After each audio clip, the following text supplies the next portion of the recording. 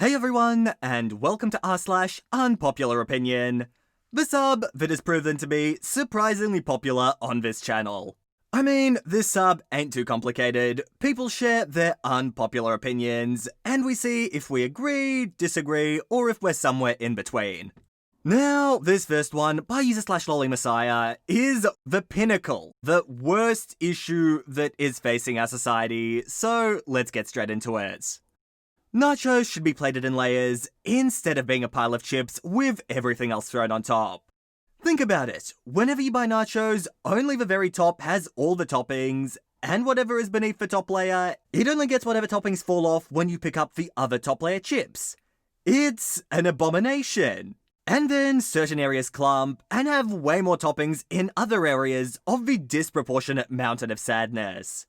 But imagine if all nachos were layered. A nice layer of chips coating the plate, then add cheese and meat and whatever else tickles your fancy. Then more chips and repeat and layer it up again and again. Perfectly portioned nachos every time. Not gonna lie, that sounds like a nacho lasagna to me, and honestly, like an awesome idea. I would not at all be against that. I guess nachos are the way they are, just for simplicity's sake. Dump the chips out, dump the meat on top, and whatever other toppings you're using, and you're basically good to go. I mean, sure, layering wouldn't take that much longer, but it is the extra effort. But OP, I like your train of thought. Yeah, alright, I may have made a joke when introing the previous one, but this one is an actual serious one, by user/FallingThroughSpace0. The vast majority of people are only supportive about your mental illness until you exhibit symptoms. This is so common, and I never see anyone talk about it. People love to claim that they'll support friends and family members through their mental illness. But as soon as they exhibit a symptom, it's blaming and abandonment. Here's an example I've seen. Your parent claims to be supportive when you get diagnosed with depression. Says they're there for you. Then, you fall into a depressive episode and stay in bed all day. Suddenly, you're just lazy, ungrateful, and unmotivated. When you tell them you're depressed, you get the eye rolls and sighs. This is extremely common. You go into a relationship and the other person knows you have a panic disorder. One day, you're having an episode and snap at them while in an agitated state. And it leads to them complaining about how that was uncalled for and you're just being a moody bee. No, I'm not saying anyone is obligated to be supportive or be your therapist. But do not pretend to be supportive towards someone with a mental illness when you will jump ship at the first symptomatic occurrence. Don't claim to support friends and family members with mental illnesses and then get mad at them when they show symptoms and make them feel even worse. Disclaimer, I'm not saying you have to support someone with a mental illness. I'm saying people pretend to and then do the opposite of being supportive.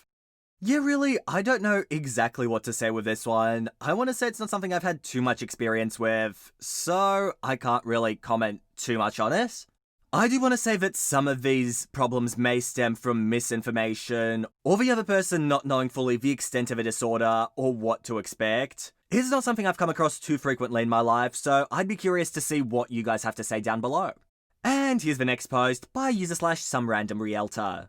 Stop publicly calling your pets your son or daughter. It's weird and off-putting. I can tolerate a lot of talk about how pets are similar to having kids. In fact, it makes a lot of sense. I can even see calling a pet your baby, as that's a broad term we use for lots of things and people. I'll even give you saying that your pets miss their mummy or daddy. Not my cup of tea, but sure. I draw a line at saying about your pets, my son is waiting for me at home, or my daughter is just like me, has a weird sense of humor. It's weird. Maybe it's just me, but over-personifying pets is incredibly off-putting. Your dog doesn't have a sense of humor. It's a dog. At day's end, you don't have a kid. You have a pet. And a disclaimer, pets are awesome and I'm a big fan. I'm also very much not anti-pet owner. Yeah, well, this is an interesting one, because I also find it quite off-putting, calling pets son or daughter, or even referring to yourself as your pet's mummy or daddy. Just a bit off-putting to me. I don't know, I get what OP's saying about this one, it just feels weird. I mean, for me it's like, cool, you do you. If this is the terminology you want to use, like, whatever, fine. Just personally, I find it weird. And here's the next one by user/VivaChaloon. Being able to say, I didn't respond or didn't answer your call because I just didn't feel like it, should be normalized and people shouldn't take it personally. It's not uncommon to think of any excuse possible to get out of an unwanted conversation, phone call, meetup, or etc. I personally have always been someone who feels the need to think of a perfect excuse as to not offend the other person. Sorry, I was working, when really I was watching Netflix. Oh, sorry I missed your call, don't have good cell coverage where I am, and etc. However, saying something like, sorry, I missed your call, I don't feel like talking at the moment, is something that I know a lot of people would take personally. When I've responded like this to people, they always assume something's wrong, that I'm upset or angry at them. When really, I'm either just busy or not in the mood to talk to anyone because I'm just doing my own thing. And OP does clarify down below that this is more of the thing of being able to say, hey, sorry, I don't feel like talking right now, can we call back tomorrow or the next day? It's not straight up calling someone and saying, hey, I don't want to talk to you. That does make it seem a lot nicer, and I totally get that one. Like, hey, if I'm halfway through an episode of Love Island, last thing I want to be doing is talking to you. Like, I'm invested in this stuff. I am busy. And for me personally, I find I wouldn't be able to devote my full attention to you. I mean, I would rather call back later and give you my full, undivided attention than give you a sort of a half response and possibly even make you feel worse about yourself. And here's the next post by user/Tor4. Nobody should have to work a third of their lives for over 40 years to retire at about 60, just to finish off whatever is left of their lives. As of right now, I'm 18 years old, and looking into the future is depressing. I figure I'm gonna have to work 8 hours a day, sleep 8 hours a day, and then have 8 hours of the day to myself. This doesn't include things like getting ready for work, commute, or shopping and cooking. At the end of the day, I'm only going to have a few hours to do what I want for over 40 years. It seems like my entire life is just preparing me to follow directions and then putting me into a factory where I'm a brick wall. Reference intended. When I tell other people this, I get a response along the lines of, that's what everyone has to do. Or, that's how it's always been. Why? Even if this is how life works, how is it that this has to be the way to maintain quality for everyone? What is the point of living? This is existential crisis material. Thanks for reading. I feel like this is a bit of a midlife crisis, but at 18 years old. I'm not implying that you'll live to 36 OP, but okay, maybe enough with that one. I mean, I guess for most people, this is just the norm. This is what they expect to do, and so this is what they're mentally prepared for, and for a lot of people, this is what they've already been doing for a long time. So there is a certain comfort in the system. I mean, looking at it this way, do I want to spend a fair chunk of my life working? Nope, it doesn't seem too attractive. But on the other hand, people used to have to work all of these hours. Well, pretty much their whole life they just spend working just to survive. So I think that's an interesting thing to think about. And then another point is that it does add a lot of meaning to people's lives. I'm not sure what to say to this one. Like, definitely don't want to spend my whole life working. But also then, I find there are a lot of arguments on the other side that I do want to bring up. I don't know, leave your comments down below, guys. And here's the next post by user/Jasven. Instagram models are creepy. That's right, I said it. As a guy who likes girls, Instagram models are creepy as hell. Their profile is only pictures of themselves. They have nothing going on in their lives. They have no interests or hobbies, only selfies. No matter how attractive they seem at first, I see 1,000 pictures of just them and feel nauseated. 1,000 pictures of them in different environments, but it's all about them. The subject matter of the photo is always focused on them. To me, it looks like all they think about is themselves. If you talk to someone who could only hold a conversation about themselves, it would be off-putting. I view social media pages the same way. What are you expressing? A picture is worth 1,000 words, but a million selfies is worth nothing. Yeah, look, I kinda see where you're coming from, OP. I wouldn't call it creepy though so much.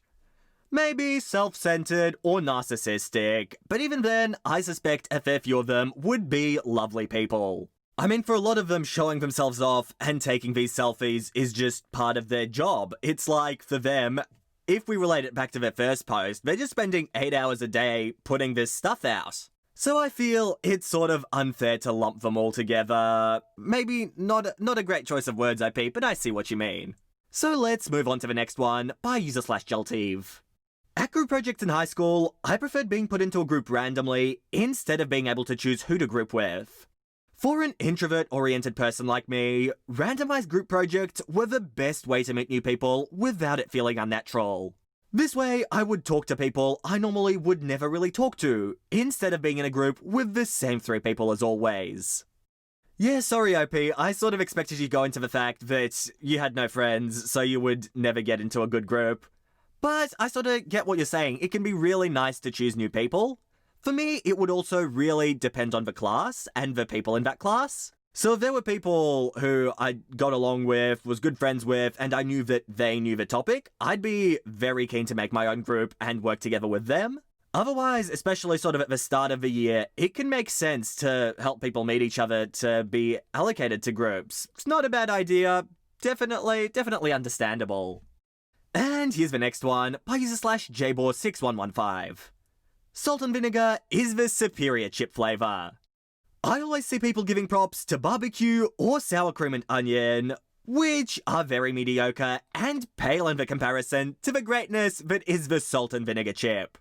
Now, I feel like this is probably a very unpopular opinion. For some reason, people don't like salt and vinegar chips. I personally am a big fan. One of my top flavors.